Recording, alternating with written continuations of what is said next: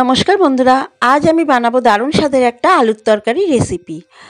তার জন্য গ্যাসের উপরে কড়াই বসিয়ে 2 টেবিল চামচ আমি সর্ষের তেল দিয়ে দিয়েছি। তেলটাকে খুব ভালোভাবে গরম করে নিয়েছি। তেলটা গরম হয়ে গেলে হাফ চা চামচ পাঁচ ফোড়ন, একটা শুকনো লঙ্কা আর অল্প একটু হিং দিয়ে দিলাম ফোড়নের জন্যে। ফোড়নটা কয়েক সেকেন্ড একটু ভাজা ভাজা করে নেব। ফোড়নটা থেকে যখন একটা সুন্দর গন্ধ বেরোবে তখন আগে থেকে কুটে রাখা ছোট টুকরো করা আলুগুলো দিয়ে দেবো। আলুগুলো দিয়ে তেলের সঙ্গে একটু নাড়াচাড়া করে ভাজা ভাজা করে নেব।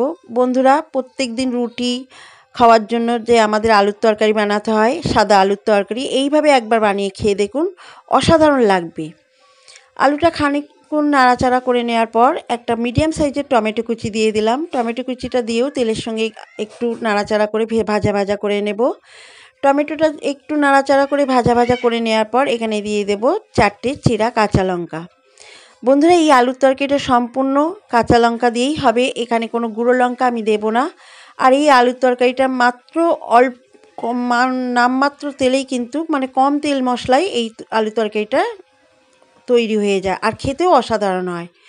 কাঁচা লঙ্কাটা দিয়ে নাড়াচাড়া করে নেওয়ার পর এখানে দিয়ে দেবো স্বাদ মতো নুন। নুনটা দিয়েও আবার একটু নাড়াচাড়া করে নেব। এখানে আমি হলুদ দেবো না, আপনারা চাইলে এখানে হলুদ দিতে পারেন। আমি এই আলুর তরকারিটা সাদাভাবে বানাবো, সাদা আলুর তরকারি করব, তাই এখানে হলুদ দেবো না।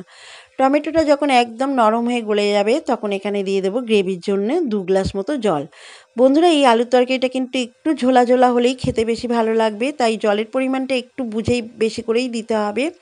জলটাকে দিয়ে আলুর সঙ্গে খুব ভালোভাবে মিশিয়ে নিয়ে ঢাকা দিয়ে এটাকে 6 থেকে 7 মিনিট রান্না করে নেব।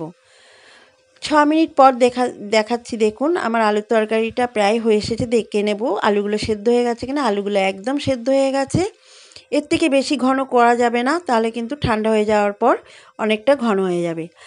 আর নামাবার আগে দিয়ে দিতে হবে অল্প একটু কয়েকটা দানা চিনি। এই চিনিটা দিলেই কিন্তু আলুর তরকারির টেস্টটা আরও দ্বিগুণ বেড়ে যাবে। চিনিটা অল্প একটু দেবেন, কয়েকটা দানা দিয়ে হালকা একটু নাড়াচাড়া করে নিতে হবে। হালকা নাড়াচাড়া করে একটু ঝোলা ঝোলা অবস্থাতে থাকতে থাকতেই এটাকে নামিয়ে নিতে হবে।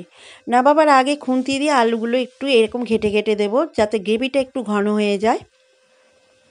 একটু খুন্তি দিয়ে একটু ঘেটে ঘেটে দেবেন, তাহলে দেখবেন আলুর তরকারির গ্রেভিটা বেশ ঘন ঘন হয়ে গেছে। ব্যাস এরকমই রাখতে হবে, এর থেকে বেশি ঘন করা যাবে না, কারণ আলুর তরকারিটা নামাবার পর অনেকটাই ঘন হয়ে যাবে। তাই ঠিক এইরকম একটু ঝোলা ঝোলা রাখতেই নামাতে হবে। দেখুন আমার আলুর তরকারি একদম তৈরি। এবারে গ্যাসটাকে অফ করে দেব। অফ করে দিয়ে দেখুন কত সুন্দর কালারটা হয়েছে আর কত সুন্দর লোভনীয় হয়েছে এই আলুর তরকারিটা। এবারে একটা পাত্রে আমি সার্ভ করে দেব। বন্ধুরা, আপনারাও এইভাবে বাড়িতে বানান এই সাদা আলুর তরকারি। যেমন রুটির সঙ্গে, প্রত্যেকদিন রুটির সঙ্গে খেতে ভালো লাগবে, তেমন লুচি পরোটার সঙ্গেও খেতে কিন্তু অসাধারণ লাগে। আপনারাও বাড়িতে এইভাবে একবার বানিয়ে খেয়ে দেখুন। বাড়িতে যদি বানান তো খেয়ে কেমন লাগলো কমেন্টসে আমাকে লিখে জানাতে ভুলবেন না। এই আলুর তরকারিতে কিন্তু খুব কম তেল মশলাই হয়ে যায়, বেশি তেল মশলা লাগেই না। নামমাত্র তেল মশলাতেই এই আলুর তরকারিটা বানানো হয়ে যায়, কিন্তু এর টেস্ট অসাধারণ হয়। দুর্দান্ত স্বাদের লাগে এই আলুর তরকারি খেতে।